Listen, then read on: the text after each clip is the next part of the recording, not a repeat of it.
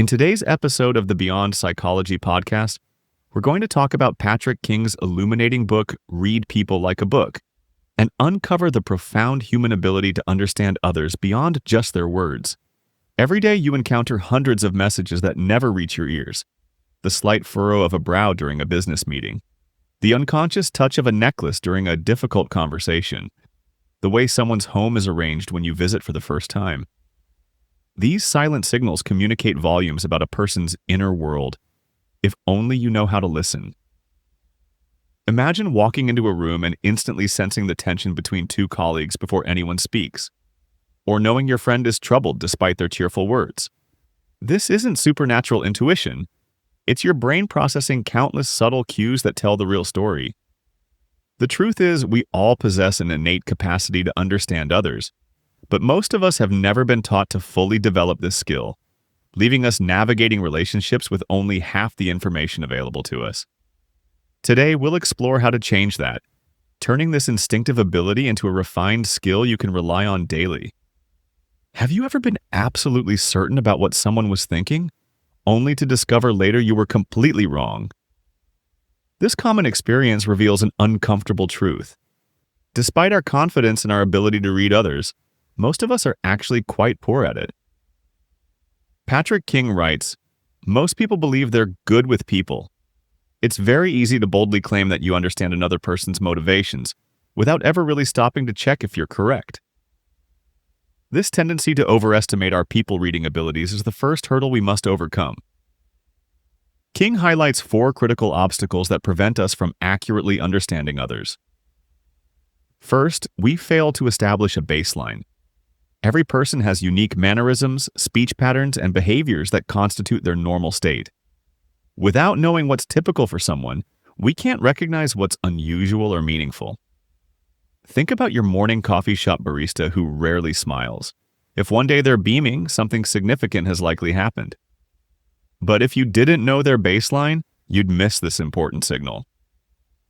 Second, we draw conclusions from isolated behaviors. A single gesture, facial expression, or comment is rarely enough to understand what someone is truly thinking or feeling. As King explains, being chatty and then all of a sudden getting quiet and serious when you ask a particular question is certainly telling. Remember when your boss crossed her arms during your presentation? Before assuming she disliked your ideas, consider whether she always stands that way or if the room was simply cold. Third, we ignore context. Human behavior doesn't exist in a vacuum.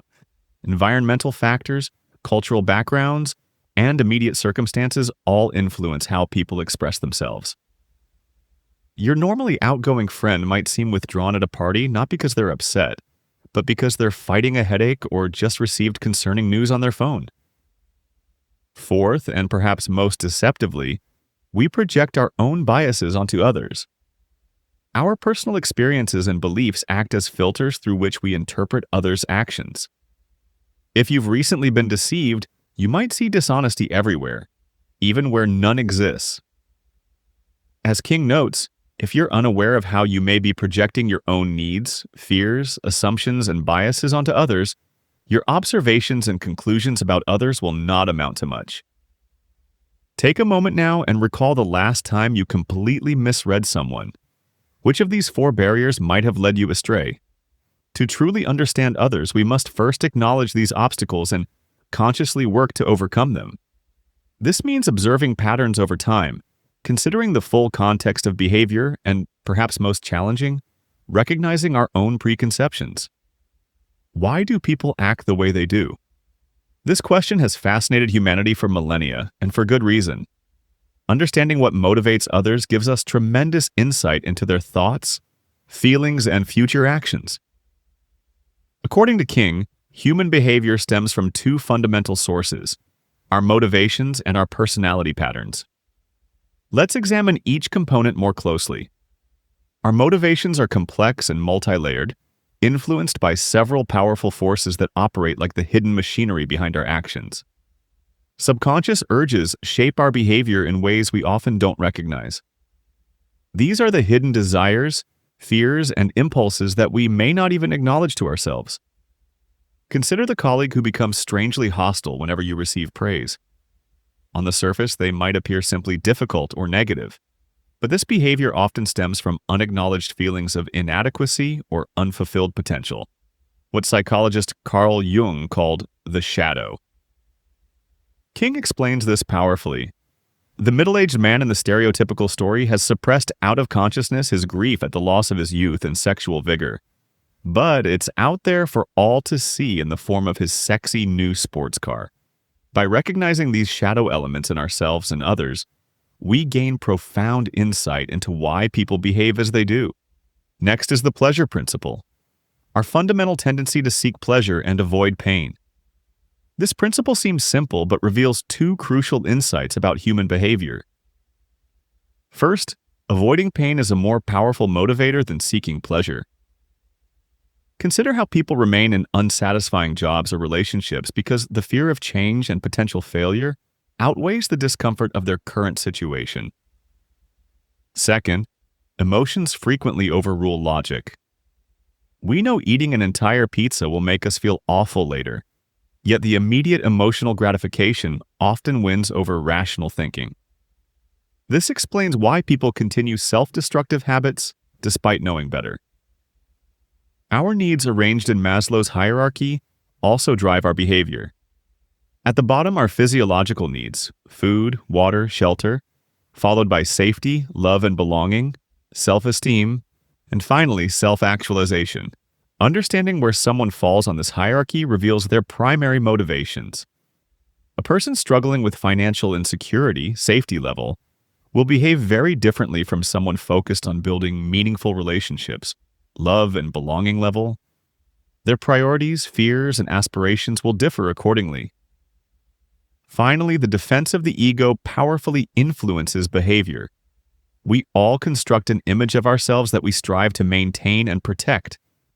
When this self-image is threatened, we often react with defense mechanisms, denial, rationalization, projection, and more, to shield ourselves from uncomfortable truths. For example, someone who prides themselves on their intelligence might become defensive or dismissive when challenged intellectually. Not because they are necessarily wrong, but because admitting uncertainty threatens their self-concept.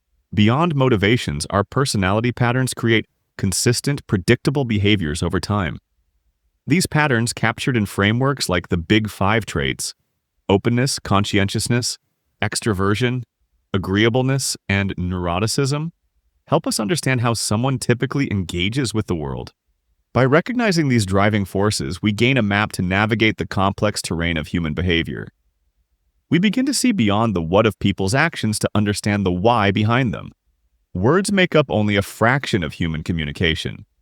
The rest emerges through a complex system of nonverbal cues, facial expressions, body movements, vocal tone, and spatial behavior. This silent language often reveals what words conceal. As King explains, the limbic brain is responsible for these fear responses. Someone who is asked a difficult question or put on the spot may look like a deer caught in headlights. This response happens automatically, beyond conscious control, making it a powerful window into someone's true feelings. Let's explore how to read this hidden language. Facial expressions communicate emotions universally. Psychologist Paul Ekman identified microexpressions, brief, involuntary facial movements lasting less than a second, that reveal genuine feelings even when someone tries to hide them. King notes that these quick flashes of muscle contraction are so fast that people miss them. 99% of people were unable to perceive them. Imagine your friend telling you they're totally fine with not getting a promotion, but you catch a flash of sadness across their face. That brief micro-expression tells the truth their words don't. When observing faces, look for incongruence between expressions and words. Does someone say they're fine while momentarily tensing their jaw? Do they claim excitement while their smile doesn't reach their eyes? These disconnects often reveal concealed emotions. Body language reveals comfort, confidence, and emotional states. King notes that bodies expand when comfortable and contract when threatened or insecure. A person standing tall with open posture signals confidence and ease, while someone with crossed arms, hunched shoulders, and minimal gestures indicates discomfort or defensiveness. Pay attention to self-soothing behaviors, touching the neck, playing with jewelry, adjusting clothing, which often signal stress or anxiety.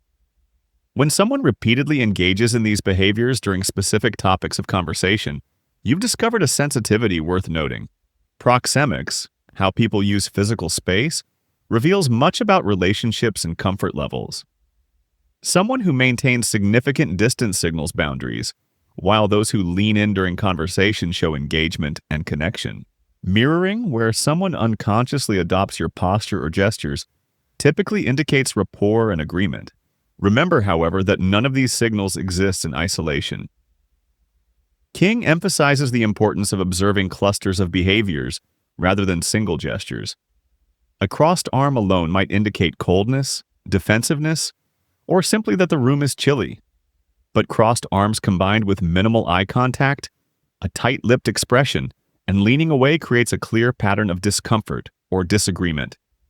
By attentively observing these nonverbal signals, you develop what anthropologist Edward T. Hall called the silent language, the ability to comprehend messages communicated beyond words. Perhaps no aspect of reading people generates more interest than detecting deception. We all want to know when someone isn't being truthful, whether in business negotiations, personal relationships, or casual interactions. However, King cautions against the popular notion that specific behaviors like touching the nose or looking up and to the left reliably indicate lying. In fact, he cites research showing that people were generally quite bad at detecting liars, and it didn't matter their age, their education levels, gender, or confidence in being able to sniff out deceit. So how can you improve your ability to spot deception? The answer lies in what I call the cognitive load strategy, a conversational approach that makes lying difficult to maintain. Think about it. Telling the truth is easy. You simply recall what happened. But lying requires creating a fictional story, remembering all its details, monitoring your behavior, assessing whether you're being believed, and adapting on the fly. That's a tremendous mental burden. When trying to detect lies, focus on the conversation itself rather than physical cues. By strategically guiding the conversation, you can increase this cognitive burden and reveal inconsistencies. Imagine your teenager claims they were studying at a friend's house last night. Instead of accusing them of lying, try this approach. Start with open-ended questions that encourage detailed responses. How did the studying go? What topics did you cover? Let them talk freely without interruption. Liars often provide too much information in an attempt to seem credible, creating more opportunities for contradictions. Once they've shared their story, ask specific, unexpected questions about details they likely wouldn't have prepared. What was playing on TV in the background? Where were you sitting in Jamie's house? What snacks did you have? A truthful person can usually recall these environmental details, while a liar might hesitate, generalize, or avoid them entirely. Pay attention to how they respond when challenged. Truth-tellers typically remain consistent in their accounts and show appropriate emotion. In contrast, liars might become defensive. Why are you interrogating me? Don't you trust me? Rather than confronting potential inconsistencies immediately, note them and return to those points later in the conversation. You mentioned Jamie's mom made cookies, but earlier you said nobody else was home. Someone being truthful will easily explain this discrepancy, while a liar might become flustered trying to reconcile contradictory details in their fabricated story. Throughout this process, maintain a friendly, curious tone rather than an accusatory one. Your goal is to gather information, not to force a confession. Creating a comfortable environment often leads people to reveal more than they intended. Remember that deception detection isn't about achieving certainty, but rather recognizing patterns of behavior that suggest possible dishonesty. When multiple indicators point in the same direction, your confidence in your assessment can increase accordingly. The ability to read people isn't mystical, it's a skill that can be developed through practice. One particularly powerful technique King discusses is thin slicing, the ability to make accurate assessments based on brief observations, Research by psychologists Nalini Ambady and Robert Rosenthal found that people often form impressions within the first few seconds of meeting someone, and these snap judgments can be surprisingly accurate. Our unconscious mind processes countless subtle cues almost instantly, giving us insights before our conscious mind catches up. To harness this ability, pay attention to your initial impressions while remaining open to new information. Don't dismiss your gut feelings, but don't rely on them exclusively either. Beyond first impressions, you can gather valuable information by observing people's environments and asking strategic questions. A person's home, workspace, and possessions reflect their values, priorities, and personality. Someone with a meticulously organized space likely values order and control, while a home filled with books, art, and souvenirs might indicate curiosity and openness to experience. Even small details, the photos they display, the music they listen to, the state of their car, offer clues about who they truly are. Strategic questions can reveal profound insights while appearing casual. Instead of asking directly about values or personality, pose hypothetical scenarios. What would you rescue from your home in a fire? Or what animal do you most identify with? These seemingly lighthearted questions often bypass people's defenses, revealing core values and self-perception. Observe how people talk about others. As King notes, people tended to describe others with similar traits as themselves. Someone who frequently describes others as dishonest might themselves struggle with honesty, while someone who sees kindness in others likely values and embodies this trait themselves. Pay attention to word choice and speech patterns. Excessive use of personal pronouns, I, me, my, might indicate self-focus or insecurity. Concrete language suggests practical thinking, while abstract terms point to conceptual or theoretical thinking styles. Social media profiles, while curated, still provide valuable information. Research shows that people generally present authentic rather than idealized versions of themselves online. The content they share, their writing style, and even when they post can reveal personality traits and values. By combining these observations with an understanding of human motivation and nonverbal cues, you develop a comprehensive ability to read people accurately and empathetically. As we've explored throughout this episode, reading people isn't about manipulation or exploitation. At its core, it's about developing deeper empathy and understanding, seeing beyond surfaces to connect with others more authentically. The ability to read people effectively requires balancing several complementary approaches that King emphasizes throughout his work. First, observe patterns rather than isolated moments. No single gesture, expression, or statement definitively reveals someone's thoughts or feelings. The colleague who checked their watch once during your presentation might be late for another meeting, but the one who repeatedly checks it, sighs, and shifts in their seat is clearly disengaged. As King emphasizes, when you are becoming aware of people's body language, ask in the first instance whether their actions, gestures, and postures are constricting or expanding. Second, consider context in all interpretations. Cultural backgrounds, environmental factors, and immediate circumstances profoundly influence behavior. Your friend's reserved demeanor at a formal work dinner might disappear completely at a casual gathering with close friends. King reminds us, context matters. What appears suspicious in one context might be perfectly normal in another. Third, recognize your own biases and how they affect your perceptions. We all bring our histories, assumptions, and blind spots to every interaction. If you've recently been through a breakup, you might misinterpret friendly gestures as romantic interest. King says this clearly.